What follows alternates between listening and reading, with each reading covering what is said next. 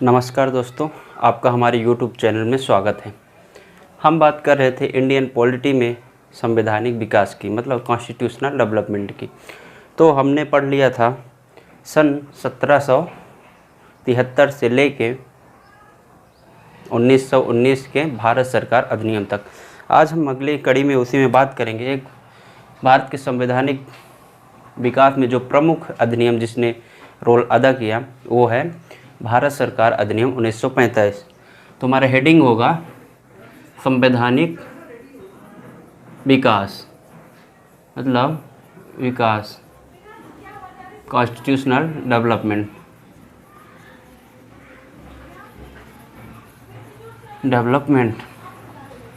तो सन 1773 से लेके हम 1919 तक के अधिनियम को हम पढ़ चुके हैं। एक बार हम फिर से आपको रिवाइज करा दें कि कौन कौन से अधिनियम हमने पढ़े हैं, तो आपको सहूलियत होगी। सन हमने 1600 से कहानी शुरू की थी, 1600, 1773, देन 1781, 1784, एंड 1793, देन 1813। इस प्रकार से आपको ध्यान रखना है चीज़ें। 1833, देन 1853, ठीक है। एक ये, फिर 1858, देन 1858 के बाद 1861, 1892, 1909, देन 1919। आज बात करेंगे 1935 एंड देन 1947। ठीक, ये दो अधिनियम अभी बाकी हैं। तो हमने जो सबसे पहले ऊपर जितने भी सन लिखे हैं उसमें हमने बात किया था वो कौन से अधिनियम थे। तो आपको 1853 तक की कहानी वहाँ तक समझ में आ रही होगी। तो इसका मतलब ये पहले वाले जो थे ये क्या कहलाए, ये कहलाए ईस्ट इंडिया कंपनी द्वारा अधिनियम, ईस्ट इंडिया कंपनी द्वारा अधिनियमित, ठीक है, अधिनियमित। इसमें हम डाल लेंगे सन 1600 से लेके 1853 तक की कहानी। देन दूसरे लाइन में जो लिखी है चीज़ें, डेट, वो है क्या, ब्रिटिश ताज द्वारा लाए गए अधिनियम। इसमें आपको चीज़ों को बार बार रिवाइज करना होगा। कब गवर्नर जनरल बदले गए, कब गवर्नर जनरल का पद आया, कब वायसराय बना, ये सब चीज़ें आपको पिछले वीडियो को देख के आपको अच्छे से रिवाइज करना है। तो 1853 से लेके 1858 से लेकर कहानी हमारी 1947 तक चलेगी। तो ये रही आपका रिवाइज।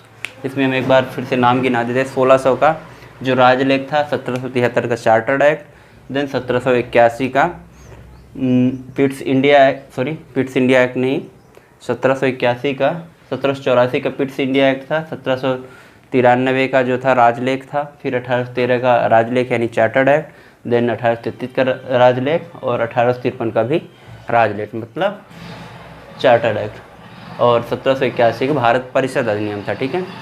तो 1858 से क्या आ गया, भारत शासन अधिनियम, देन 1861 का भारतीय परिषद अधिनियम, 1892 का फिर आया भारतीय परिषद अधिनियम, फिर 1909 का मार्ले मिंटो सुधार, या फिर उसको भारत शासन अधिनियम या फिर मार्ले मिंटो सुधार बोलते हैं। 1919 में फिर भारत शासन अधिनियम है या फिर मॉन्टेग चेम्सफोर्ड अधिनियम। देन 1935 का आ गया, आ जाएगा आज हम जिसकी डिस्कशन करेंगे 1935। अगर हमारे पास समय बचेगा तो 1947 या फिर 1947 या फिर 1935 बहुत ही ज़्यादा महत्वपूर्ण है, इसलिए हो सकेगा तो हम अलग अलग वीडियो में भी डिस्कस करेंगे, ठीक है। तो आज अभी हम शुरुआत करते हैं सन 1935 का भारत सरकार अधिनियम, ठीक है। तो हम स्टार्ट करते हैं।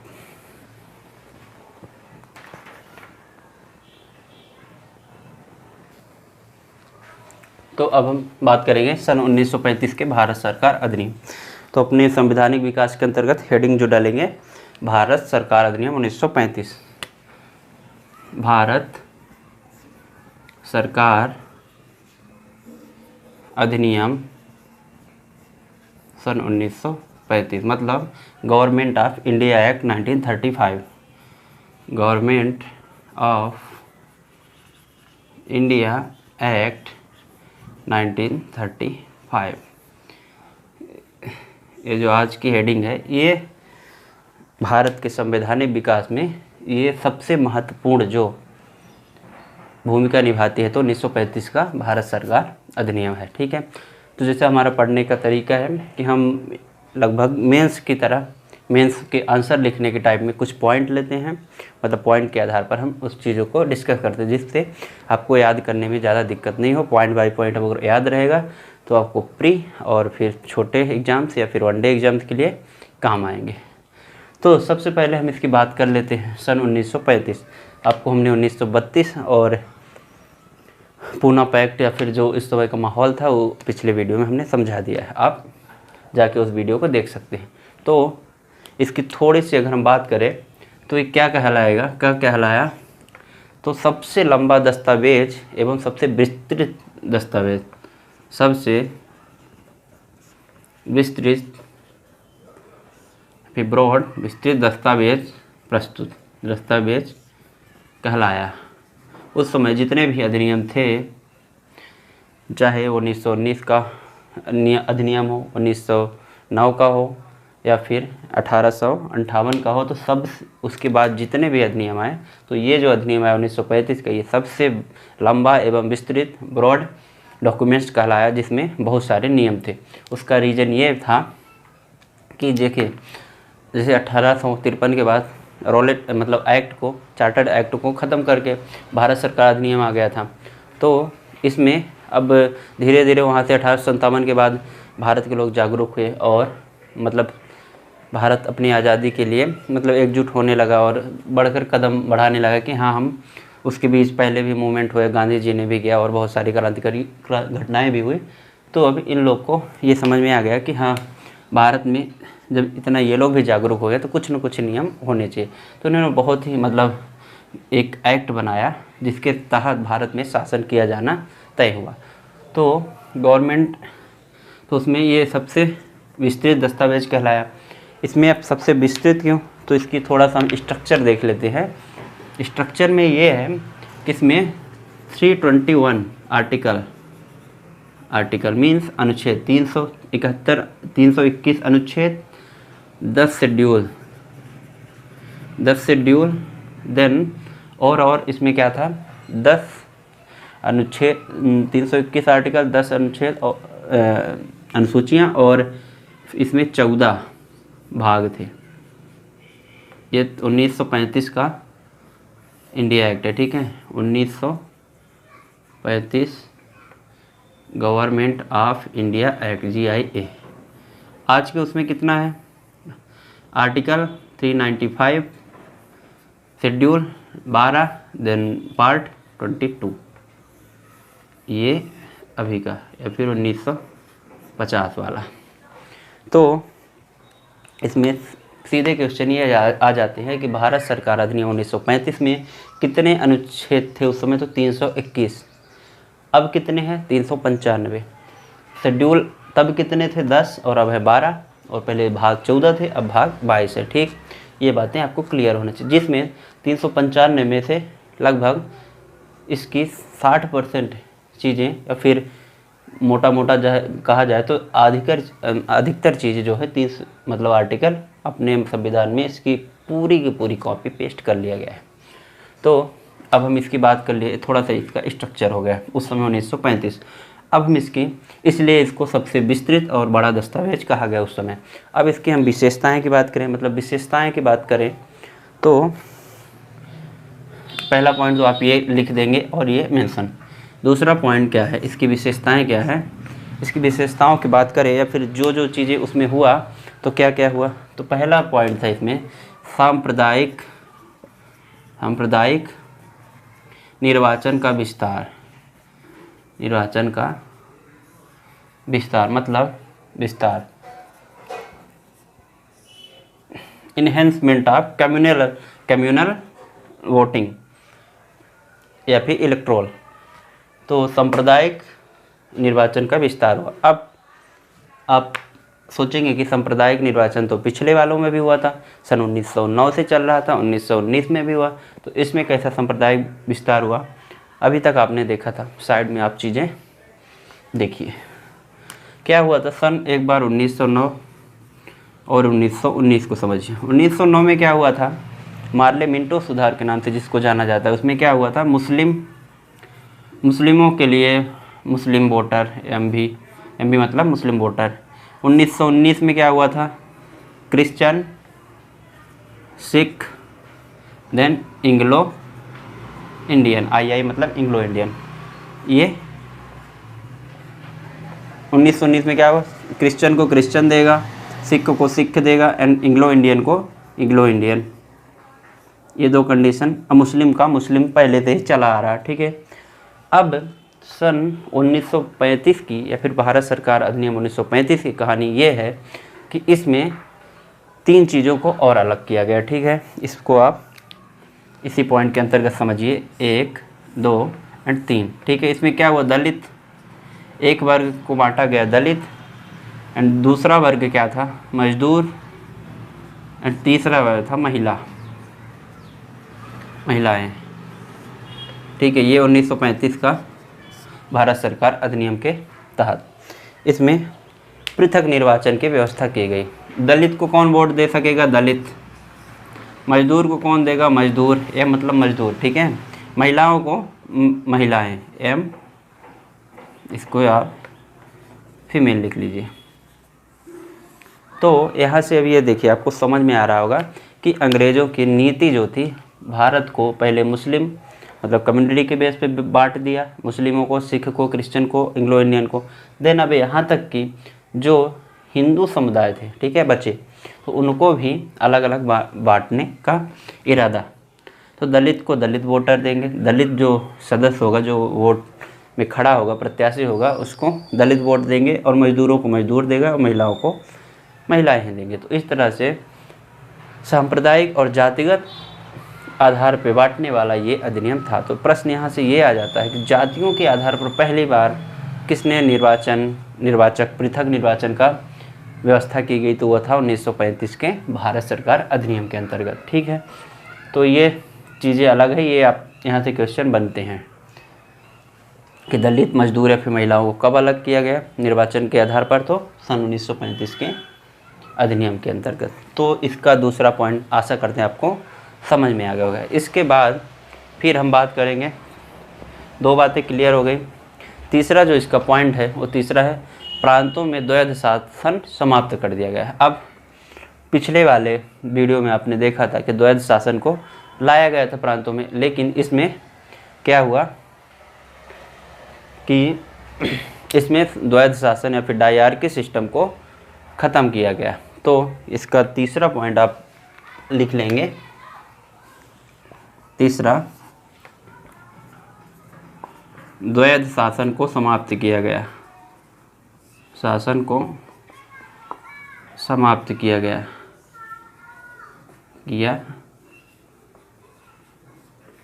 ठीक है।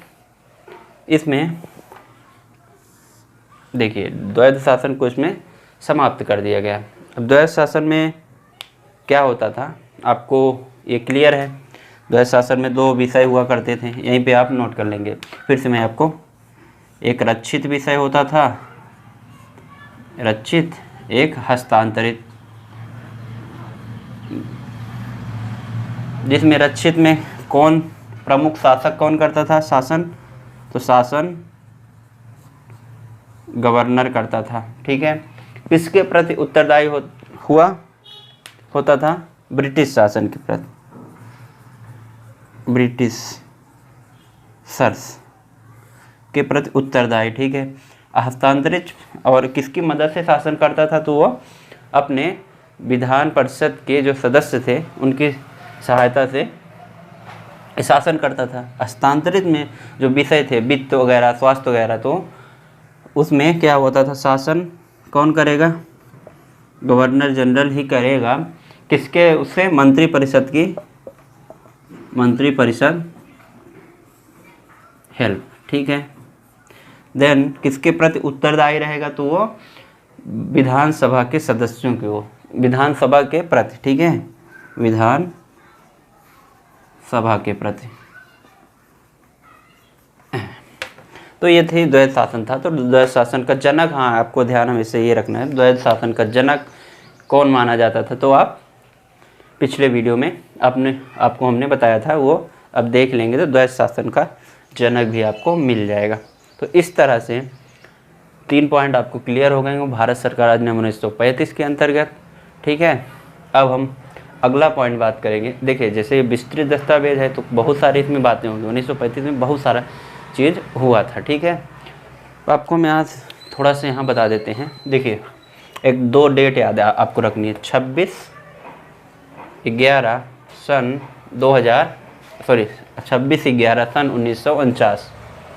1949।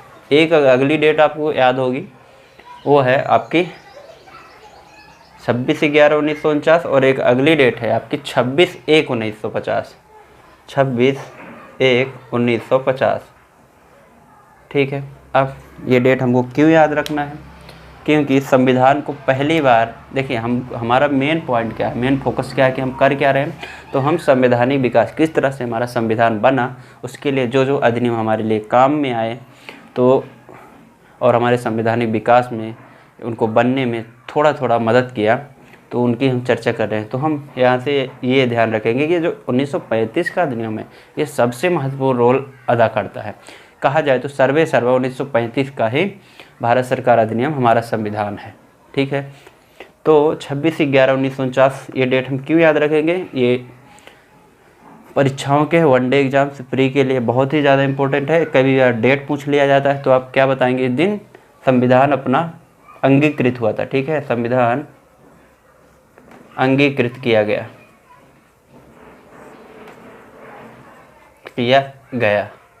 देन ये वाली डेट हम क्यों नीचे वाली याद रखेंगे? ये कि 1950 को क्या हुआ था? 26/11/1950 को हमारा संविधान लागू हुआ।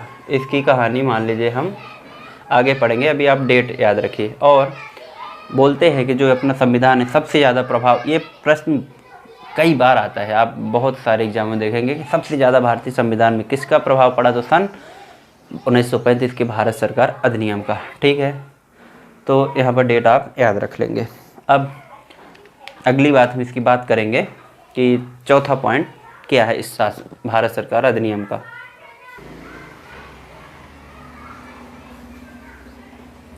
तो चौथा पॉइंट हमारा ये क्या रहेगा कि देखिए 3 पॉइंट क्लियर। सांप्रदायिक निर्वाचन सबसे बड़ा एवं विस्तृत ये दस्तावेज कहलाया। द्वैध शासन को समाप्त कर दिया गया। देन 4th पॉइंट जो था बहुत ही काफ़ी ज़्यादा ये इम्पोर्टेंट है, तो आप इसको नोट करिएगा, ठीक है। तो चौथा पॉइंट इसमें क्या था कि संघीय न्यायालय, संघीय मतलब फेडरल कोर्ट की स्थापना हुई, ठीक है। तो प्रश्न आपके पास अगर कभी आए कि फेडरल कोर्ट की स्थापना कब हुई, तो सन 1935 लगाएंगे। कौन से अधिनियम के अंतर्गत? तो सन भारत सरकार अधिनियम 1935 के अंदर। तो आपका चौथा पॉइंट क्या है? संघीय न्यायालय की व्यवस्था, संघीय न्यायालय की स्थापना हुई, ठीक है, स्थापना। अब संघीय न्यायालय की स्थापना हुई मतलब फेडरल कोर्ट। अब बात ये आएगी कि कहाँ स्थापना हुई, तो आप प्रेम से यार आराम से लिख लेंगे, दिल्ली। तो अगर क्वेश्चन ये भी आ जाता है कि दिल्ली में पहली बार संघीय न्यायालय की स्थापना हुई, कब हुई?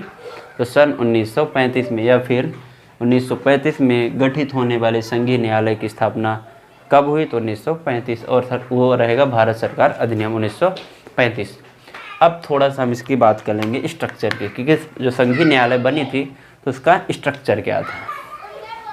सन 1774 में हमारा एक न्यायालय बना था, जिसका स्ट्रक्चर मैंने पिछले वीडियो में बताया है, तो आप देखिएगा। अब इसके स्ट्रक्चर की बात करें तो इसमें कितने सदस्य होंगे, तो इसमें सदस्यों की संख्या जो होगी वो होगी 7 लोग। ठीक है, कितने सदस्य होंगे? 7। इसमें 1 मुख्य होगा और 6 अन्य। समझ में आया? एक मुख्य न्यायाधीश एंड 6 अन्य न्यायाधीश। तो यहाँ पर प्रश्न ये बनता है कि जो एक बार प्रश्न आया था एग्जाम में एक, कि जो 6 अन्य न्यायाधीश थे पहली बार जो संघीय न्यायपालिका में, उसमें भारत के कौन से व्यक्ति थे? तो भारत के व्यक्तियों की संख्या उसमें 2 थी। ठीक है, 2 व्यक्ति भारतीय। अब यहीं पे हम कोने पे उनका दोनों का नाम लिख लेंगे। 6 व्यक्ति और अंग्रेज भी थे, तो उनका हम नाम नहीं लिखेंगे क्योंकि इतना ज़्यादा वो इम्पोर्टेंट नहीं है। फिर भी आप गूगल करके आप ढूंढ सकते हैं अगर आपको ज़्यादा इंटरेस्ट हो तो पहले व्यक्ति थे वो M.R. जैकब। ठीक है, M.R. जैकब नामक भारतीय व्यक्ति थे। ठीक है, दूसरा कौन थे? M.S. सुल्तान। तो ये आपको याद रखना है कि पहली बार जो फेडरल कोर्ट की स्थापना हुई थी उसमें 6 अन्य न्यायाधीशों में 2 भारतीय थे, M.R. Jacob and M.S. Sultan. Then बात होगी, ये तो अन्य की होगी। अब सर्वे सर्वा जो होता है मुख्य न्यायाधीश होता है, तो वो कौन था? तो वो था सर मॉरिस। इनकी व्यक्ति का नाम है मुख्य का, काले पेन से लिख, सर, ये तो हो गए, देखिए भारतीय हो गए, देखिए 4 अन्य हो गए विदेशी और 2 भारतीय, इनकी बात हो गई। अब मेन मुख्य न्यायाधीश थे जो, तो मुख्य न्यायाधीश किसको बनाएंगे? भारतीयों को तो बनाएंगे नहीं, तो सर मॉरिस करके ग्वेयर ऐसा नाम है। ठीक है, ये मुख्य न्यायाधीश कौन थे? Sir Maurice Gwyer. तो ये हुई अपनी संघीय न्यायपालिका का थोड़ा सा स्ट्रक्चर। अब इनकी नियुक्ति कौन करता था? तो कौन कर देगा? देखिए उस समय किसका शासन चल रहा था? तो अंग्रेजों का रहा था, तो निश्चित रूप से नियुक्ति कौन करेगा? ब्रिटिश के जो साम्राज्य हुआ करेंगे। नियुक्ति ब्रिटिश साम्राज्य, मतलब नियुक्ति कौन करेगा? वो ब्रिटिश का साम्राज्य करेगा। ठीक है, ब्रिटिश साम्राज्य मतलब ब्रिटिश में जो राजा होगा। इस प्रकार से संघीय न्यायपालिका का हमने थोड़ा सा कॉन्सेप्ट यहाँ पे समझा। देन 5वां जो पॉइंट इसमें रहेगा, जो भारत सरकार अधिनियम 1935 का मुख्य बातों में है। 5वां जो पॉइंट इसमें रहेगा, देश में पहली बार मुद्रा एवं साख का नियंत्रण के लिए, अब समझ गए होंगे आप, मुद्रा एवं साख नियंत्रण हेतु क्या किया गया भारत में पहली बार आरबीआई की स्थापना है। ये आप डायरेक्ट क्वेश्चन आपको मिलता है कि आरबीआई की स्थापना कब हुई?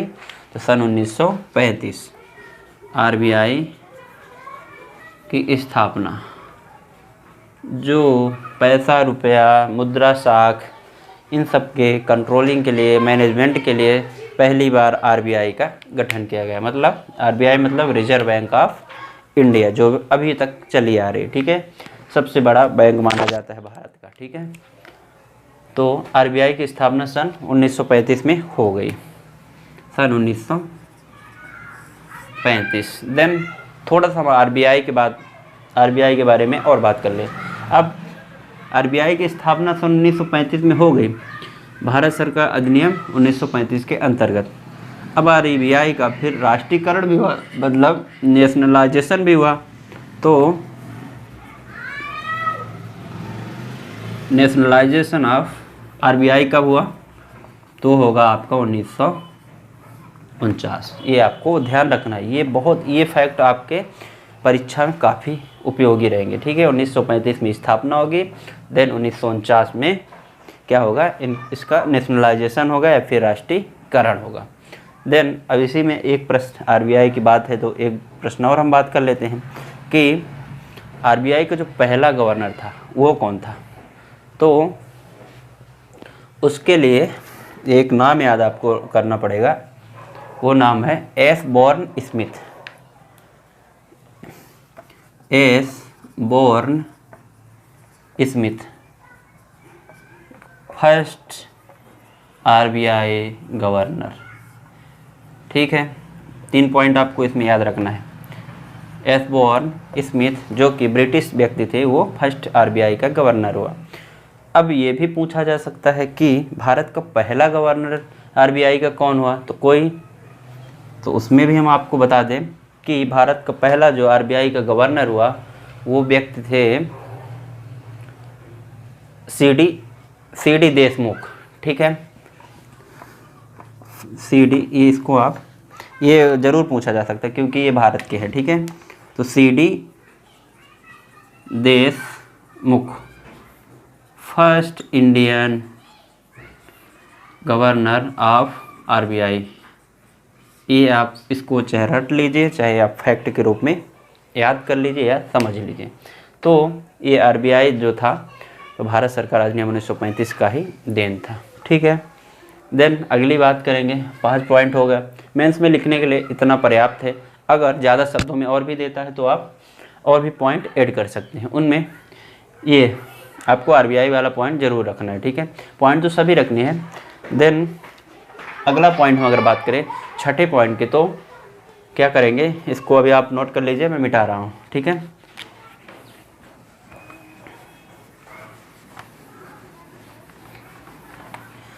तो बात हमारी यहाँ पहुँच गई थी कि 1935 भारत सरकार अधिनियम के अंतर्गत ही आरबीआई का गठन हुआ।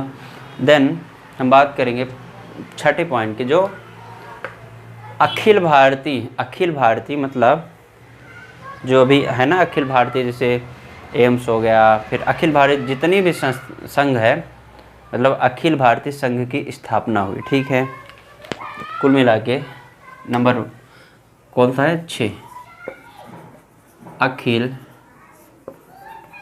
भारतीय संघ की स्थापना हुई। तो आराम से प्यार से यहाँ लिख लेंगे क्या, 1935। देन इसका मतलब समझिए कि अखिल भारतीय संघ की स्थापना भी कब हुई, 1935 में। अब 1935 में अखिल भारतीय संघ की स्थापना तो हो गई, तो उसमें क्या क्या कंडीशन रखी गई। तो अखिल भारतीय संघ मतलब क्या क्या आएंगे अखिल भारतीय संघ में, तो उसमें क्या रहेंगे, 11 जो प्रांत रहेंगे प्लस 11 प्रांत प्लस उसमें क्या रहेंगे, 6 कमिश्नरी क्षेत्र रहेंगे। ठीक है, 6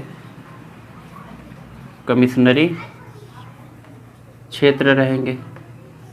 जो अखिल भारतीय संघ कहलाएगा तो 11 प्रांतों को मिला के कहलाएगा, 6 कमिश्नरी क्षेत्रों को। एक और पॉइंट था इसमें कि देशी रियासतें भी रहेंगी। ठीक है, अखिल भारतीय संघ क्या कहलाएगा, ये अभी अखिल भारतीय जो एम्स मैंने बोला वो दूसरा है। ठीक है, तो अखिल भारतीय संघ क्या रहेगा, अखिल भारतीय एक ऐसा संघ रहेगा जिसमें 11 प्रांतों को जोड़ा जाएगा, 6 कमिश्नरी क्षेत्र को जोड़ा जाएगा। देन जो जिसमें जितनी सारे देशी रियासतें थी,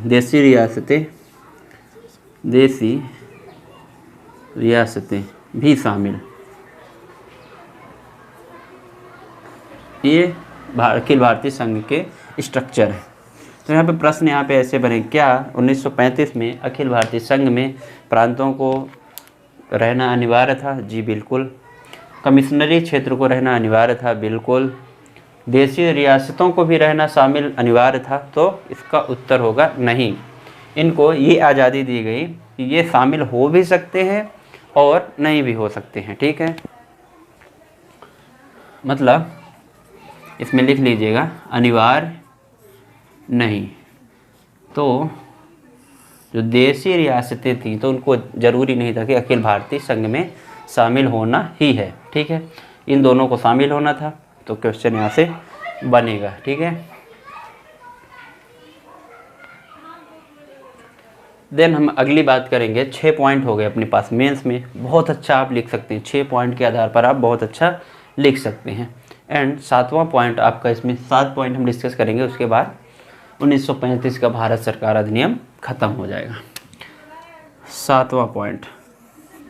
7वां पॉइंट हमारा क्या रहेगा कि जो अभी आप जो वीडियो देख रहे हैं, जो तो आप कोई ना कोई एग्ज़ाम की तैयारी कर रहे हैं, कोई यूपीएससी की तैयारी कर रहा है, कोई स्टेट पीसीएस की तैयारी कर रहा है, कोई एमपीएसआई या फिर यूपीएसआई या ऐसे एग्ज़ामों की तैयारी कर रहा है, तो ज़्यादातर मेंस में लिखने का जो फंडा आता है, जो तो यूपीएससी या फिर स्टेट पीसीएस में है, तो वो लोग देख रहे होंगे। तो इस एग्ज़ाम के जो आप एग्ज़ाम देने जा रहे हैं, ठीक है, तो उसकी भी उस आयोग की भी स्थापना कब हुई थी? तो भारत सरकार अधिनियम 1935 के अंतर्गत, ठीक। तो संघ लोक सेवा आयोग की भी स्थापना इसमें हुई देन, और प्रांतीय सेवा आयोग का भी हुआ, ठीक है। उस समय प्रांत हुआ करते थे। तो सबसे बड़ा पॉइंट इसमें ये है, संघ लोक सेवा आयोग का भी स्थापना संघ लोक सेवा आयोग तथा प्रांतीय सेवा आयोग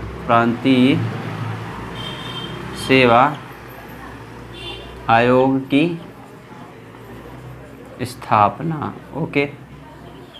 ये आपको विशेष ध्यान रखना है। कब हुआ? 1935 में। तो संघ लोक सेवा आयोग तथा प्रांतीय सेवा आयोग की स्थापना कब हुई? तो सन 1935 में हुई। एक और देखिए, संघ लोक सेवा का एग्ज़ाम कौन कराता है? ये सेंट्रल लेवल का होता है, तो केंद्र सरकार या फिर संघ द्वारा कराया जाता है। प्रांतीय सेवा आयोग ये अलग अलग प्रांतों द्वारा करवाया जाने वाला एग्ज़ाम था, तो उसके लिए आयोग बना। जैसे मध्य प्रदेश के लिए एमपीपीएससी होता है, उत्तर प्रदेश के लिए यूपीपीसीएस होता है, झारखंड के लिए जेपीएससी होता है, छत्तीसगढ़ के लिए सीजीपीएससी होता है। तो और उस समय एक और आयोग हुआ करते थे, क्या होता? संयुक्त लोक सेवा आयोग। संयुक्त लोक सेवा आयोग। तो उस समय 3 तरह के संघ लोक सेवा आयोग, प्रांतीय सेवा आयोग एवं संयुक्त लोक सेवा आयोग की स्थापना की गई थी। संयुक्त लोक सेवा आयोग में था कि तो प्रांतों के लिए भी और स्टेट के लिए भी जो एग्ज़ाम कराए वो संयुक्त, मतलब दोनों कॉमन था, ठीक है। तो इस तरह से इसमें हमने 7 पॉइंट डिस्कस किया 1935 के भारत सरकार अधिनियम के अंतर्गत। चूँकि वीडियो ज़्यादा लंबा हो गया, इसलिए हम भारतीय स्वतंत्रता अधिनियम 1947 अगले वीडियो में अलग से पढ़ेंगे। तो आप इन चीज़ों को और पिछले वीडियो को रिवाइज करते रहिए। तो हम संवैधानिक विकास के एक अंतिम चरण पे पहुंच चुके हैं। किस तरह से हमारा संवैधानिक विकास हुआ, सन 1600 से लेके 1947 तक की कहानी हमने लगभग पढ़ लिया। 1947 की कहानी बची है, उसको भी पढ़ने के बाद हम बात करेंगे संविधान की सभा जिस तरह बैठी, और फिर आगे मतलब अपना संविधान हम पढ़ना जारी रखेंगे। और हमारा उद्देश्य यही है कि हम मेंस ओरिएंटेड क्लास भी चलाते हैं, मतलब मेंस का भी आपको क्लियर होता जाए और प्री के लिए भी चीज़ें आपको काफ़ी फैक्ट भी मैं दे रहा हूँ। तो आप इन वीडियो को देखते रहिए। तब तक के लिए धन्यवाद।